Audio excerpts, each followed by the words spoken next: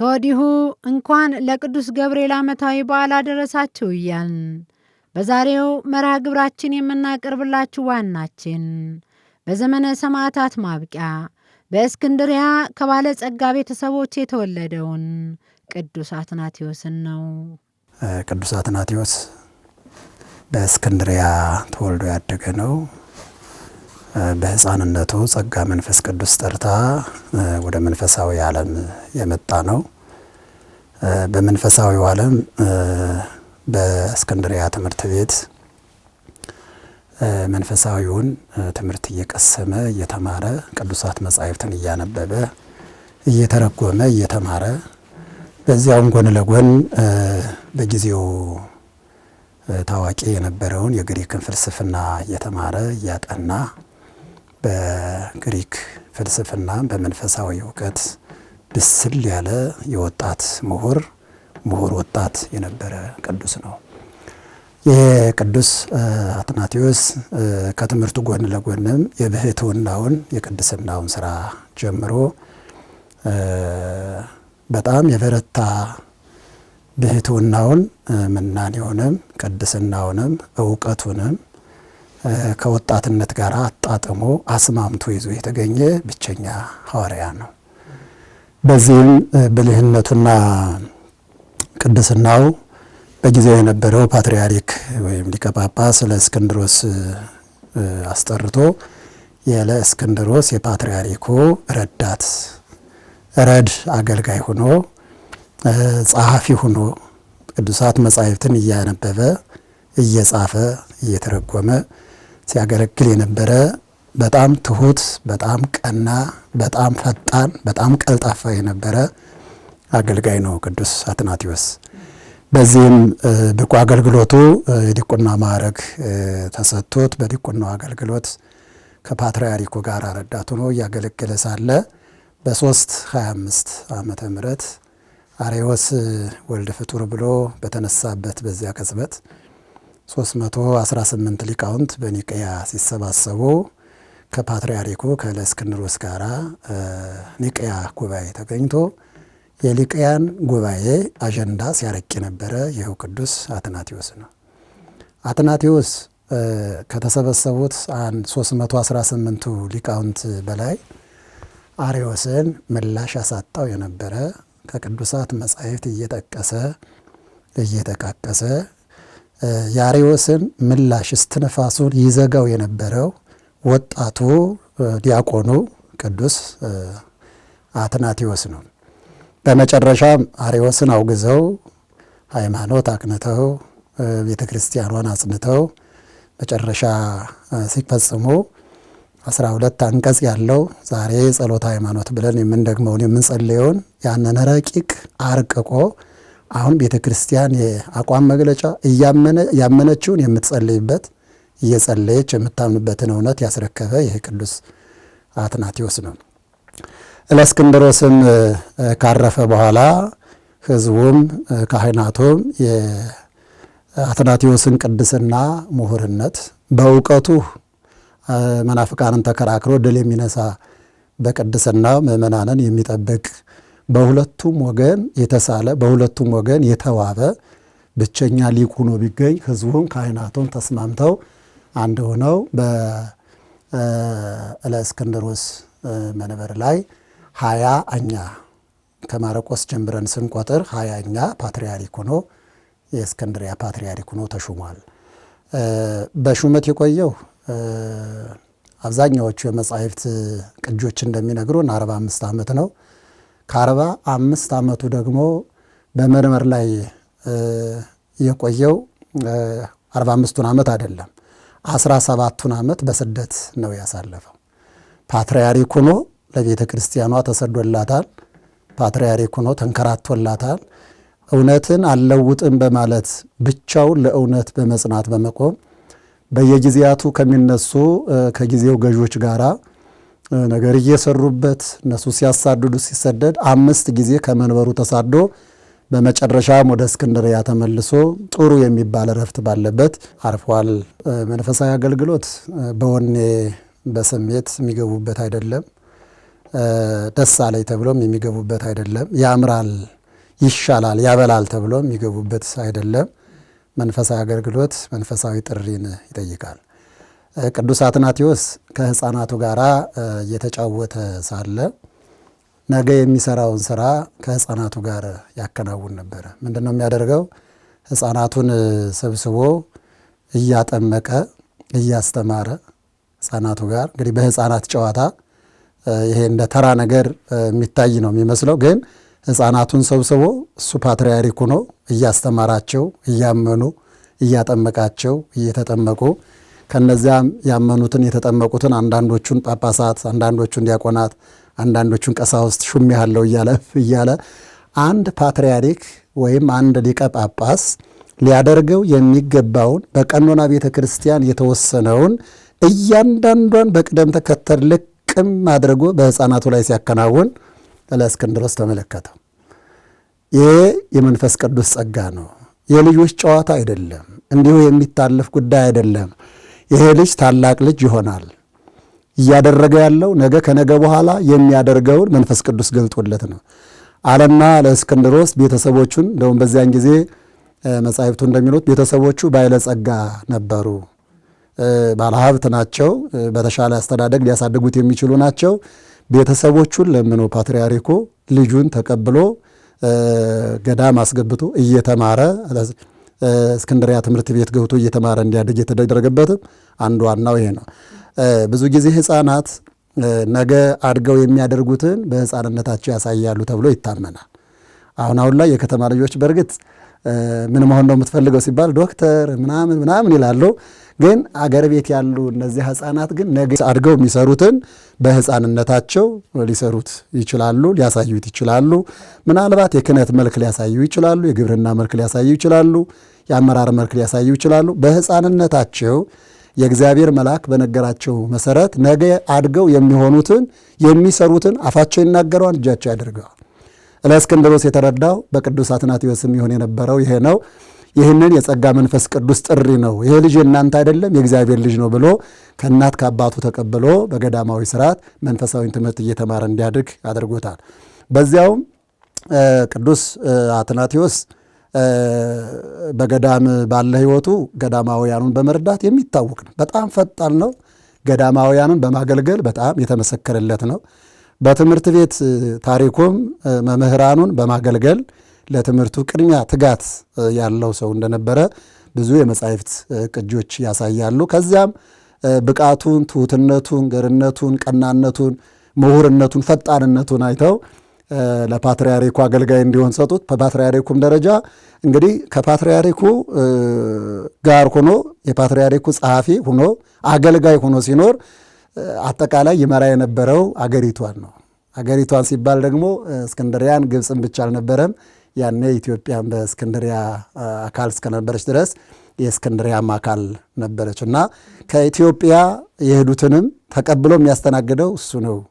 የመጡበትን ጉዳያቸውን ፈቶ በጣም ረጅም ጉዞ ነው፣ በእግራቸው ተጉዘው ነው የሚሄዱት። ረጅም ጉዞ ገና ይጠብቃቸዋል። መጉላላት እንዳያገኛቸው በወቅቱ ሲያስተናግድ የነበረ ቀና ስብዕና የነበረው አገልጋይ ነው እና መንፈሳዊ አገልግሎቱ ከፓትርያርኩ በጣም የበረታና የጠነከረ በመሆኑ ይህንንስ ፓትርያርክ ያደርገው እያሉ የሚመኙለት፣ ይህንንስ ታላቅ ያደርገው እያሉ የሚመኙለት በጣም ብዙ ነበሩ። የእነሱ ምኞታቸው ሰመረ። እግዚአብሔር መንፈስ ቅዱስም እንደወደደው በአባቱ በእስክንድሮስ ቦታ ስፍራ ተቀምጦ የኢትዮጵያና የእስክንድሪያ ፓትርያርክ ሆኖ ቆይቷል ለ45 ዓመታት ያህል። ፓትርያርክ በሆነበትም ጊዜ ከሾማቸው ጳጳሳት መካከል አንዱ የኛ የኢትዮጵያ አባ ሰላማ ከሳቴ ብርሃን የሚባሉት ይታወቃሉ። ከኢትዮጵያ ሂደው ጵጵስና ተሹመው የመጡት ከቅዱስ አትናቴዎስ ነው። እንዲህ አይነት በጎና ቅን የሆነ ለቤተ ክርስቲያን ቋሚ የሆነ ዛሬ ብዙ አባቶች፣ ካህናት፣ ምእመናን ልንማርበት የምንችል ድንቅ አገልግሎት ያለው ቅዱስ ሐዋርያ ነው። ክርስትናን በወጉ ያልተረዳውና ያላወቀው ብላቴናው አትናቴዎስ ከሰፈር ጓደኞቹ ጋር ዕቃቃ ጨዋታን ይጫወት የነበረ፣ በድርጊቱም በወቅቱ የእስክንድሪያ ሊቀ ጳጳስ ከሆኑት ቅዱስ እለእስክንድሮስ ዓይን የገባ፣ በዚሁ አጋጣሚም ለአገልግሎት የተጠራ የቤተ ክርስቲያን ኮከብ ቅዱስ አትናቴዎስ አስተምረው በወቅቱ የነበረው ትኩሳት የኢየሱስ ክርስቶስ አምላክ ወልደ አምላክነት ጉዳይ ነው። አርዮስ የተነሳበት አርዮስ ወልድ በመለኮቱ ፍጡር ብሎ በመነሳቱ አብ ብቻውን የነበረበት ዘመን ነበረ ብሎ በመነሳቱ ምክንያት የጊዜው ትኩሳት እሱ ነው። አብ ብቻውን እንዴት ኖረ የሚለው፣ ወልድ በመለኮቱ ፍጡር እንዴት የሚለው ትኩሳት፣ ዋናው ትኩሳት የነበረው እሱ ነው። በዚህ አግባብ አትናቴዎስ ከብሉያት ከሐዲሳት በጊዜው ከነበሩም ከሱ ቀድሞ ከተነሱት ሐዋርያውያን አበው የተባለውንና የተጻፈውን የተነገረውን እየጠቀሰ ሲያስተምር የነበረው በብዛት ነገረ ትምህርቶቹ ነገረ ክርስቶስን ይመለከታሉ። እንደውም ሃይማኖተ አበው ላይ ጠቅሰን የምናመጣው እንደው መጀመሪያው ምዕራፍ 23 ላይ ይቤ ብፁዕ አትናቴዎስ ሐዋርያዊ ሊቀ ጳጳሳት ዘእስክንድርያ በውስተ ድርሳኑ ዘደረሰ በእንተ ጽንሰቱ ብሎ ነው የሚያነሳው። ስለ ጽንሰቱ በተናገረበት ድርሳኑ እንዲህ ብሎ ተናገረ ይልና ቀጥ ገብቶ የሚያናገረው ምንድን ነው? ኢየሱስ ክርስቶስ በባህሪው ከአብ ጋር እኩል፣ ከአብ ጋር ትክክል፣ አንድ ባህሪ፣ አንድ አካል ማነው? አንድ ባህሪ፣ አንድ ጌታ፣ አንድ ፈጣሪ መሆኑን በስፋት በጥልቀት እያተተ የሚናገረው ነገር አለ። ከጽንሰቱ ጀምሮ እስከ እርገቱ ድረስ ያለውን በዚሁ መጽሐፉ ጥንቅቅ አድርጎ የሚያስቀምጥበት አግባብ አለ። በኋላው ዘመን ሰው መሆኑ በቀዳሚ ከአብ አካል ዘማካል ባህሪ በዘንባህሪ መወለዱን የሚገልጽ ነው ብሎም አብዝቶ አስፍቶ በመናገር አትናቴዎስ ይታወቃል። ሲጠቀለል ኢየሱስ ክርስቶስን የባህሪ አምላክ አድርጎ በትውልዱ ጭንቅላት ሲስልበት የነበረው አንዱ ዋናው ትምህርቱ ነው። አርዮስ ወልድ ፍጡር ብሎ የተነሳበትንም እሱን በአዲስ መንገድ ተርጉሞታል። ትቤ ጥበብ ፈጠረተኒ መቅደመ ኩሉ ተግባሩ የሚለውን ከሁሉ አስቀድሞ ጥበብ ፈጠረችኝ የሚለውን ይህንን ለዳህራዊ ልደቱ አድርጎ ተርጉሞ ያስተማረው እሱ ነው። አርዮስ ለቀዳማዊ ልደቱ ወስዶ የተረጎመውን በቀዳማዊ ልደቱ ፈጠረኝ ማለቱ ኢየሱስ ክርስቶስ ፍጡር መሆኑ ነው፣ ለዚህ ይህንን የሚያሳይ ነው ብሎ ተሳስቶበት የነበረውን ፈጠረኝ የሚለው በኋላ ዘመን የነሳውን የተዋሃደውን ሥጋ ይፈጥረዋልና የተፈጠረውን ሥጋ ነስቶ ሰው ሁኗል፣ ሥጋ ለብሷል፣ በሥጋ ተገልጧል እንጂ ይህን ለማሳየት ጥበበኛው ተናገረው እንጂ ቀዳማዊነቱን አይናገርም ብሎ በብዛት በስፋት የተረጎመውም አንዱ ሊቅ እሱ ነው። ይህንን በእርግጥ እነ ቅዱስ ቄርሎስም ተርጉመውታል፣ እነ ጎርጎርዮስም ተርጉመውታል። ዮሐንስ አፈወርቅም ይችን ትርጉም የአርዮስን ቃል የተሳሳተበትን ለመመለስ የትኛውም ሊቅ ይችን ትርጉም ተርጉሟታል። የትኛውም ሊቅ በብዛት ግን በጥልቀት በጊዜው በአይነ ምስክር ሆኖ በጉባኤው በኒቅያ ጉባኤ ላይ አቅርቦት የነበረው ምላሽ የሚያሳጣው ይህንን ነበረ አንስቶት የነበረው ቅዱስ አትናቴዎስ። ተጋድሎም ከዚሁ ጋር የተያያዘ ነው። አርዮስን የሰሙ የአርዮስ ተከታዮች አርዮስን አምነው የአርዮስ ትክክል ነው ብለው በጣም ብዙ ሰዎች ወደዚያ ዘመዋል። በነገራችን ላይ በኒቅያ የተሰበሰቡት ኤጲስቆጶሳት 318 ብቻ አይደሉም። 318 ብቻ አይደሉም። ከ2000 በላይ ኤጲስቆጶሳት ተሰባስበዋል። ከ2000 በላይ የነበሩ ኤጲስቆጶሳት ሲሰባሰቡ 318ቱ ግን እንዳንድ ቃል ተናጋሪ እንዳንድ ልብ መካሪ ሆነው የአብን አባትነት የወልድን ልጅነት የመንፈስ ቅዱስን ሕይወትነት በሚገባ አስረድተው ነአምን በአሐዱ አምላክ ወነአምን በአሐዱ እግዚእ ኢየሱስ ክርስቶስ ወነአምን በመንፈስ ቅዱስ እግዚእ ማሕየዊ ብለው ሦስቱን አካላት በአንድ ባሕርይ መለኮት አስማምተው ይዘው የተገኙት 318ቱ በመሆናቸው ይህንን ረቂቅ አዘጋጅቶ በዚህ ቤተ ክርስቲያኗን ያስቀጠለ ቅዱስ አትናቴዎስ ነው። ሌላዎቹሳ ስንል ሌሎቹ አንዱ ሌላ ሌላውም ሌላ ሌላውም ሌላ ሌላውም ሌላ እያንዳንዳቸው ቃላቸውም ሐሳባቸውም ሁኔታቸውም ብትንትን ብለው እርስ በርሳቸው ተበታትነዋል። በጣም ጥቂት የሚባሉት ግን የአርዮስን አቋም ይዘው የአርዮስን መንገድ ተከትለው ቀጣይ ያለውን የሀገሪቷን መሪ የአርዮስን ትምህርት እያሰረጹ እየለወጡ አርዮሳዊ መሪ እንዲኖር ንጉሥ እንዲነግስ በማድረግ ቅዱስ አትናቴዎስ ፈተና እንዲገጥመው ሆኗል። የአርዮስን ፈለግ የአርዮስን ትምህርት ተከትለው ያደጉ የፖለቲካ አመራሮች፣ የመንግስት ኃይሎች እነሱ በአትናቴዎስ ላይ በተደጋጋሚ 5 ጊዜ ስደት ፈርደውበታል። ግን አትናቴዎስ እንዲሰደድ 5 ጊዜም ከዙፋኑ ፓትርያርኩ ከመንበሩ እንዲፈናቀል ሲደረግ የነበረው በዋናነት ከውጭ ያሉት ሌሎቹ አይደሉም። ከውስጥ ያሉት ግን የአርዮስን ትምህርት ይዘው ገብተው እዛው መንበሩ ሰው እዚያው ቤተ ክርስቲያኗ ውስጥ የሚርመጠመጡ እነሱ አሳልፈው እየሰጡ እነሱ ከፖለቲካው ጋር እያጋጩ የሚጣላበትን የሚጋጭበትን ሴራ እየሴሩ እየጎነጎኑ 17 ዓመት በስደት በፈተና በስቃይ እንዲያሳልፍ ሆኗል። መቼም ተሰደደም ሲባል እንዲሁ ዝም ብሎ ስደት አይደለም። በስደት መካከል ብዙ ፈተናዎች አሉ። ረሃብ አለ፣ ጥም አለ፣ እርዛት አለ፣ ውሃ የፀሐይ አለ። እንግዲህ ከሀገሩ ወጥቶ ነው የሚኖረው። አንድ ፓትርያርክ አንድ ቅዱስ በእግዚአብሔር የተቀባ ፍርኩታ ለፍርኩታ ዋሻ ለዋሻ ሀገር ለሀገር እየተንከራተተ 17 ዓመት ተጋድሎ ማለት በጣም ጥቂት የሚባል አይደለም። ለቤተ ክርስቲያኗ እስከዚህ ድረስ በነፍሱ ተወራርዶ ዋጋ የከፈለላት ሐዋርያ ነው።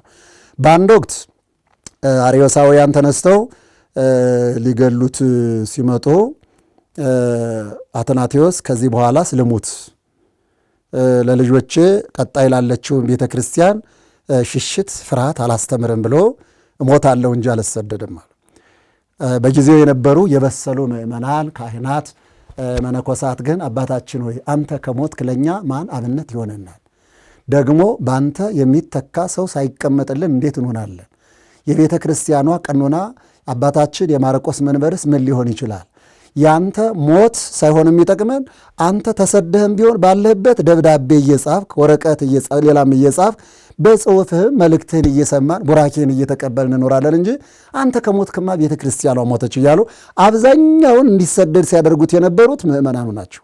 ከፍቅራቸው ብዛት የተነሳ በጣም ይሳሱለት ስለነበረ በጣም ይወዱት ስለነበረ እንዳይሞትባቸው እንዳያጡት እልፍ አድርገው በርቀት ይጠብቁት ነበር። አትናቴዎስም የነሱን ድምፃቸውን ሰምቶ ተሰደደ እንጂ ሞትን ፈርቶ አሕዛብን ፈርቶ አልሸሸም። መከራን ፈርቶ አልሸሸም። መከራውንማ ቢፈራው ኑሮ እዛው እነሱ እንደሆኑት ሆኖ ዘመን የወለደውን ንጉሥ የወደደውን ይባላል አይደለ? መስሎ ተመሳስሎ እባክህ መስለ ኑር እንደሚባለው መስሎ ሞልቶት ደልቶት ተመችቶት መኖር ይችል ነበር። እሱ ግን ከምድራዊ ተድላ ይልቅ ሰማያዊን ተድላ በደንብ ያውቃልና በስጋው እየተሰደደ መከራን እየተቀበለ ቤተ ክርስቲያኗን ለትውልድ እንድትሻገር ትልቅ አገልግሎት ያለው ሐዋርያ ነው። ሐዋርያው ተሰዶም ቢሆን ግን አገልግሎትን አያቋርጥ። ተሰዶም ጳጳሳትን ይሾማል። በተሰደደበት ቀሳውስትን ሾሞ ይሰዳል። ዲያቆናትን ሾሞ ይሰዳል። ምእመናንን የሚያስተምሩበት ለምእመናን ትምህርት መጽሐፍ እየጻፈ ይልካል። እነዚህን መጽሐፈ ቅዳሴ ዘቅዱስ አትናቴዎስ የአትናቴዎስ መጽሐፈ ቅዳሴ አለ። በሃይማኖት አበው ከቅዱስ ቄርሎስ ቀጥሎ ሰፊ አምድ ያለው እንደ ዮሐንስ አፈወርቅ የእሱ ነው። በዚያም የተጠቀሰ በጣም ብዙ መጻሕፍት ጽፏል። እነዚያን ብዙ መጻሕፍት የጻፋቸው ግን አብዛኛውን በስደቱ ነው። እነ ቅዱስ ጳውሎስ በእስር ቤት ይጽፉ እንደነበረ እና አትናቴዎስ ደግሞ ይጽፉ የነበሩት በስደት በተሰደደበት ስፍራ ይጽፋል። ለማን ነው የሚጽፈው? ለአርዮሳውያን ምላሽ አድርጎ ነው የሚጽፈው። ለማን ነው የሚጽፈው? ልጆች ሃይማኖታቸውን ጠብቁ፣ ለምእመናን ጽናተ ሃይማኖት ዕቅበተ እምነት በብዛት የሚጻፈው የቅዱስ አትናቴዎስ ነው። ከኦሪት ዘፍጥረት እስከ ራዕየ ዮሐንስ ያለውንም የመጽሐፍ ቅዱስ ክፍል በመተርጎም ይታወቃል። እያንዳንዷን በልቶ እስክንድርያ ትምህርት ቤት የትርጓሜ ክፍል ነው ተብሎ ይታመናል። የእስክንድርያ ትምህርት ቤት አጠቃላይ የምትማርበት አሁን የምታስተምርበት የቅዱስ አትናቴዎስ ትርጓሜ እንደሆነም ሁሉ አብዛኛዎቹ ምንጮች ያሳያሉ። እና በስደትም ሆኖ ያገለግል ነበረ። እየጻፈ ያስተምራል፣ እየጻፈ በብዕሩ ያገለግላል። ደግሞ ሁኔታው ሲመቻችለት ተመልሶ ቃል በቃል ያስተምራል። እንዲህ አድርጎ ቤተ ክርስቲያኗን ያከብራት የቤተ ክርስቲያናችን ዕንቁ ወርቅ ሰው ነው። ታዛዥ፣ ቅን፣ ትጉና የእውቀት መቅረዝ የሆነው ወጣቱ ቅዱስ አትናቴዎስ የቤተ ክርስቲያንን ትምህርት በመማር ያስተማረ፣ የተለያዩ መጻሕፍትንም የጻፈ፣ በእውቀት ተከራክሮ የሚረታ የቤተ ክርስቲያን ዓይንና እስትንፋስ፣ ስለ ሃይማኖቱም በርካታ ተጋድሎን የተጋደለ የባለጸጋ ልጅ ሲሆን በስደትና በመከራ ወንጌልን ያስተማረ፣ በአገልግሎቱ ጸዳል እስከ ወዲያኛው ዘመን ከሚያበራው የጽናት ተምሳሌት ቅዱስ አትናቴዎስ ሕይወት እኛ ምን እንማር ይሆን? በረከቱ ይድረሰን። ቅዱስ አትናቴዎስ ይልቁንም ለዚህ ዘመን ትውልድ በዚህ ዘመን ላለነው አገልጋዮች በጣም ትልቅ መልእክት አለው። ቅዱስ አትናቴዎስ አሁንም አልሞተም አለ። በመንፈስ ይናገራል፣ በብዕሩ ይናገራል፣ በጻፋቸው በመጻሕፍቶቹ ይናገራል። ምድሪቷም አለች፣ ፈተናዎቹም አሉ። ሐዋርያው ቅዱስ አትናቴዎስን መሆን ግን ከእያንዳንዳችን የሚጠበቅብን ከቅዱስ አትናቴዎስ የምንማረው ነው። መጀመሪያ ከአትናቴዎስ የምንማረው ምንድን ነው? ጥሪን ማዳመጥ ነው። ከቅዱስ አትናቴዎስ የምንማረው ጥሪን ማዳመጥ ነው። አትናቴዎስ የባለጸጋ ልጅ ነው። በማር በወተት ማደግ የሚችል ነው። በጣም ብዙ እንክብካቤ ያለው ልጅ ነው። በተሻለ አስተዳደግ እያደገ ያለ ልጅ ነው። ግን መንፈሳዊ ጥሪ ሲደርሰው ግን ከላመ ከጣመ ከሚመቸው ከቤቱ ከሞቀው ከደመቀው ከእናቱ እንጀራ የእናቱን ትኩስ እንጀራ ከሚያገኝበት ምንም ወደማያገኝበት በረሃና ወደ ገዳም ወደ ትምህርት ቤት ነው ሄደው። ምናልባት በአብነት ትምህርት ቤት የቆዩ ምሁራን ይህንን በጣም ይገባቸዋል፣ በጣም ይረዱታል። ከእናት ከአባቶቻቸው ተለይተው ከሀገራቸው ወጥተው ስማቸውን ጭምር ቀይረው እናት አባት ያወጡላቸው ስም ተቀይሮ በሌላ ስም እናት አባት ፈልገው እንዳያገኟቸው ነው። ሌላ እኮ አይደለም። አንዱ እኮ እናት አባት ሲናፍቋቸው እናት አትችልም፣ አባት አይችልም፣ ልጄ ብለው ፍለጋ ሲመጡ ስማቸውን ይቀይራሉ እንዳይገኙ።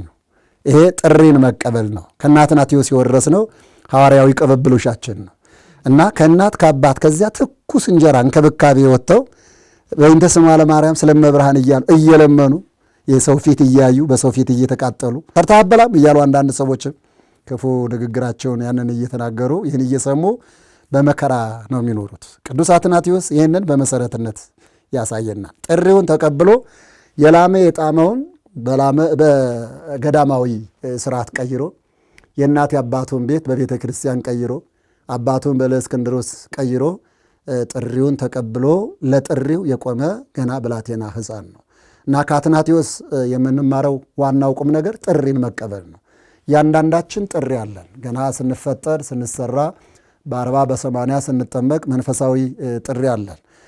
መኒ ለብዕል ወመኒ ለነድ ይላን ጥሪውን ሲናገር ራሱ በቅዱስ አትናቴዎስ በቅዳሴው ገና በሕፃንነቱ ሳለ ሕፃኑን በሰፋደር ረቂቅ የምትጠቀልለው ወይ ገና በሕፃኑና አንዱን ለብልጽግና አንዱን ለድህነት የምታደርገው እያለ ጥሪውን በሚገባ አድርጎ ይገልጠዋል በቅዳሴው ላይ እና ጥሪን መቀበል ማዳመጥ በጣም ጥሩ ነው። ይሄ ማለት ምንድን ነው? ጸጋ እያንዳንዳችን የምንኖርበት ከተወለድንበት እስከ እረፍታችን ድረስ የምንጠቀምበት የምንኖርበት የራሳችን ጸጋ አለ። የምንከብርበት የራሳችን ጸጋ አለ። የምንሰራው የራሳችን ጥሪ አለ። ይህንን ጥሪ ማዳመጥ ምንድን ነው የኔ ጸጋ? ምንድን ነው የኔ ጥሪ? እግዚአብሔር የጠራኝ ለምን ዓላማ ነው? እኔ የምንኖረው በምንድን ነው? የእኔ መክሊት ምንድን ነው ብሎ መጠየቅ እናም ያንን መክሊት ተቀብሎ ለተጠሩበት ዓላማ ጸንቶ ተጋድሎም ካስፈለገ መጋደል፣ ስደትም ካስፈለገ መሰደድ፣ ሞትም ካስፈለገ በዚያው መሞት እንደ አትናቴዎስ ለክብር ያበቃል እና የመጀመሪያው ጥሪን ማዳመጥ ከእያንዳንዳችን ይጠበቃል። ሌላው ቀጥሎ በተጠሩበት መጽናት ከአትናቴዎስ የምንወስደው ነው። በተጠሩበት መጽናት ነው። ቅዱስ አትናቴዎስ ተጠራ። ለእስክንድሮስ ና ልጄ ብሎ ሲወስደው ሄደ።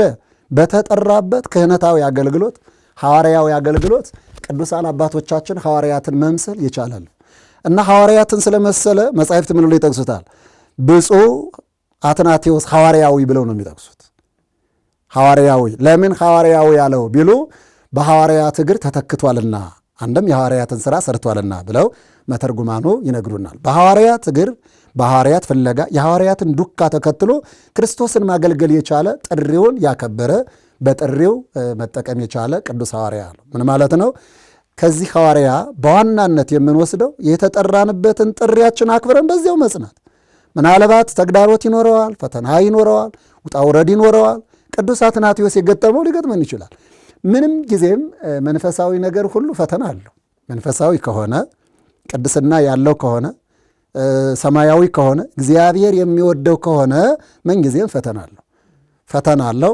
ይህንን ፈተና ግን የምናሸንፍበት ደግሞ ያው በጥሪያችን መጽናታችን፣ በጥሪው የጸናው ቅዱስ አትናቴዎስ 5 ጊዜ ሲሰደድ እንኳን ተሰዷል።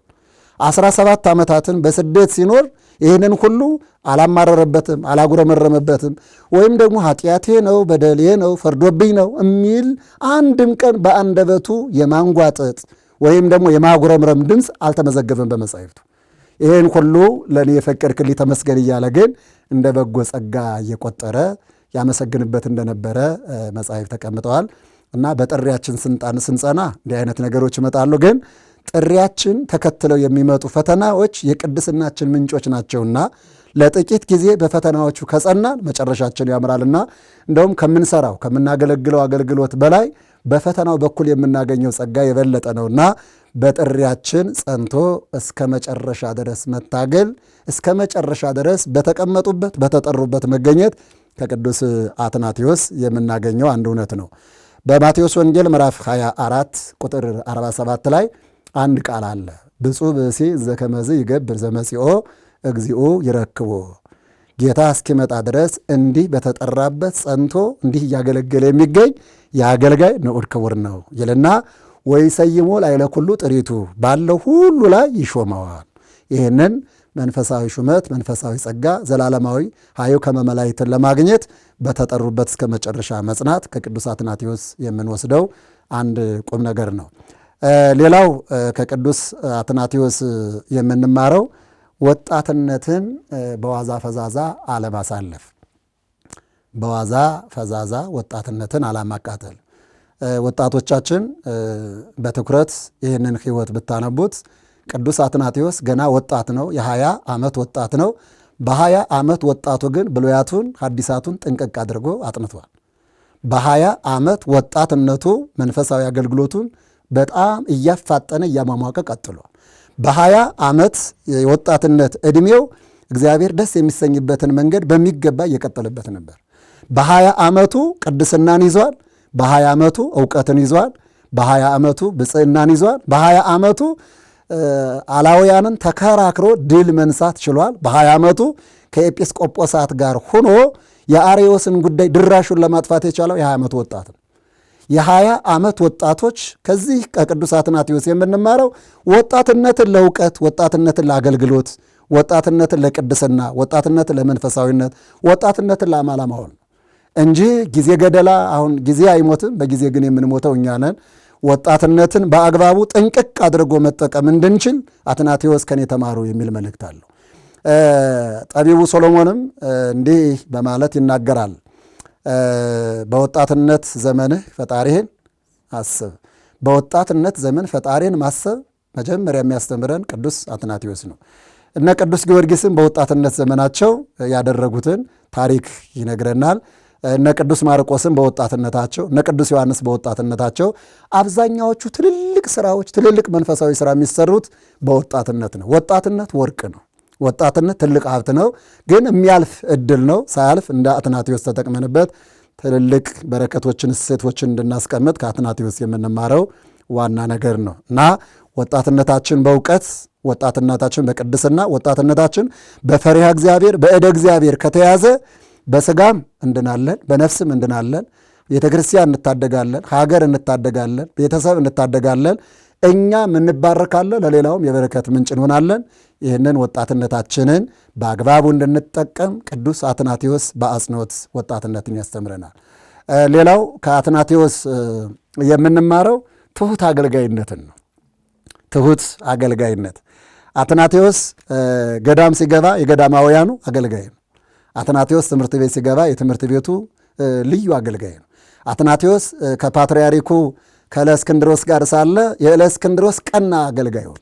እለእስክንድሮስ ባይኖር እንኳን የእለእስክንድሮስን ጉዳይ የሚመለከት ካልሆነ በቀር ማለት ፓትርያርኩ ብቻ የሚሰራው ካልሆነ በቀር ሌላውን ጉዳይ ያለውን ሁሉ በአግባቡ በማስተናገድ በቀናነት በትሑትነት በማገልጋል አትናቴዎስ ለታላቅነት ማዕረግ ደርሷል።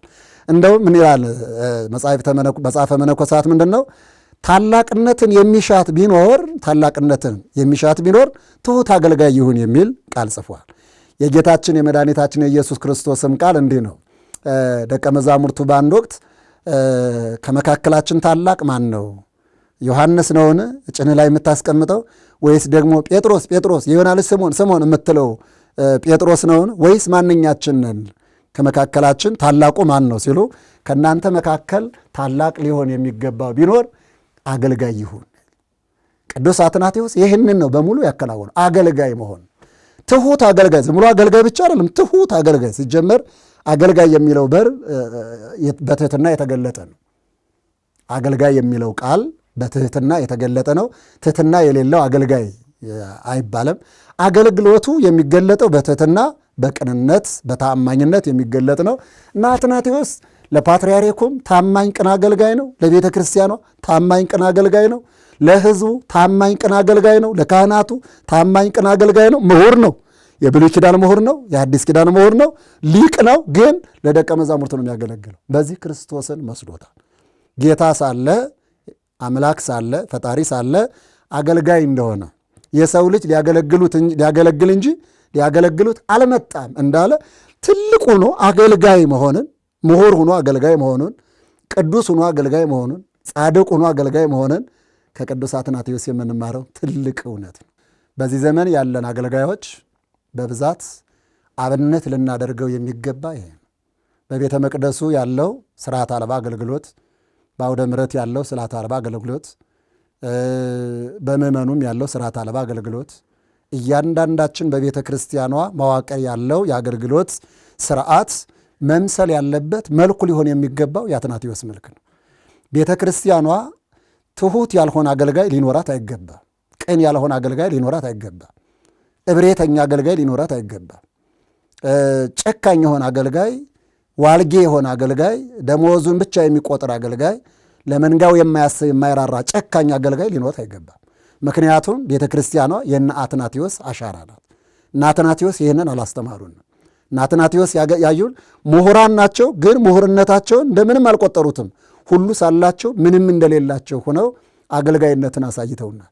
የአገልጋይነት መልኩን፣ የአገልጋይነት ጣራውን፣ የአገልጋይነት ውበቱን ቅዱስ አትናቴዎስ ያስተምረናል። እንደ አትናቴዎስ ያለ አገልጋይ ሁነን ብንገኝ አትናቴዎስ የተሾመውን ሹመት ልናገኘው እንችላለን። በግድ ሹመት አንሾመው፣ በግድ ጸጋ ትመጣ። እንደውም ምን ይላል መጽሐፍ? ለክፎች ጥበብ አትገለጥም ይላል። ለክፎች ጥበብ አትገለጥም ዘእንበለ ለትሑታን ነው እንጂ ይለናል። በትሑት ስብና ሁነን ብናገለግል የተሰወረብን ጥበብ ይገለጣል። ምናልባት መምህራን ብንሆን የማስተማር ጥበባችን፣ ባለትዳሮች በትዳር በፍቅር የመኖር ጥበባችን፣ መሪዎች የመምራት ጥበባችን፣ ፍቅር የጎደለበት ጥበባችን አጠቃላይ የተሰወረውን እሱ ተገልጦልን እግዚአብሔር በገለጠልን ጸጋ እንኖራለን እና ጥበብ የሚገለጥበት መንፈሳዊ አገልግሎት ትሑት አገልጋይነት ነውና እግዚአብሔርም የሚወደው የተወደደው መሥዋዕት ትሑት አገልጋይነት ነውና በቤተ ክርስቲያኗ ያለን የምናገለግልም የምንገለገልም ትሕትናን ገንዘብ አድርገን ከክርስቶስ መሠረት ከቅዱስ አትናቴዎስ ደግሞ ሐዋርያዊ አገልግሎት ተነስተን በትሕትና አገልግለን በትሕትና ተገልግለን ብንቀጥል ለጊዜው በሥጋችን የምንጠቀምበትን ጥበብ እናገኛለን። ፍጻሜውሳ በነፍሳችን ከብረን የምንኖርበትን ቅዱስ አትናቴዎስ ያገኘውን ጸጋ ለማግኘት እንበቃለን እና ከቅዱስ አትናቴዎስ የምንማረው አንድ ሌላው ዋና ነገር በትሑት ስብና ማገልገል በትሕትና ማገልገል ነውና ትሑት አገልጋዮች እንድንሆን አምላካችን እግዚአብሔር ይርዳል። በመጨረሻ ላደርገው ከአትናቴዎስ የምንማረው በሕይወት ዘመኑ ሁሉ በየትኛውም ቦታ ሆኖ ዓላማውን አይስትም። በተመቸውም ሰዓት ዓላማውን አይስትም፣ ባልተመቸውም ሰዓት ዓላማውን አይስትም። በተመቸውም ሰዓት አገልጋይ ነው፣ ባልተመቸውም ሰዓት አገልጋይ ነው። በተመቻቸውም ቦታ አገልጋይ ነው፣ ባልተመቻቸውም ቦታ አገልጋይ ነው። በሁሉ አገልጋይ ነው፣ በሁሉ አመስጋኝ። ሐዋርያው ጳውሎስ እንደሚነግረን በሁሉ አመስግኑ ነው። በሁሉ ማመስገንን ያስቀጠለ አትናቴዎስ ነው። ምን ማለት ነው? መንበሩ ላይ ሆኖም አገልጋይ ነው፣ በስደትም ላይ ሳለ አገልጋይ ነው። መንበሩ ላይ ሆኖም ይጽፋል ሲያስፈልግ፣ በስደትም ላይ ሳለ ይጽፋል። መንበሩ ላይ ሳለም ይጸልያል፣ በስደትም ሳለ ይጸልያል። መንበሩ ላይም ሳለ ያመሰግናል፣ በስደት በመከራም ሁሉ ያመሰግናል። ክርስትና በሁኔታ አይለዋወጥም፣ በቦታ አይለዋወጥም።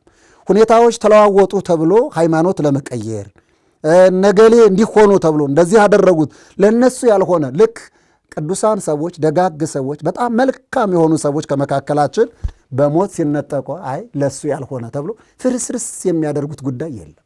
አትናቴዎስ ይህን ያሳየን።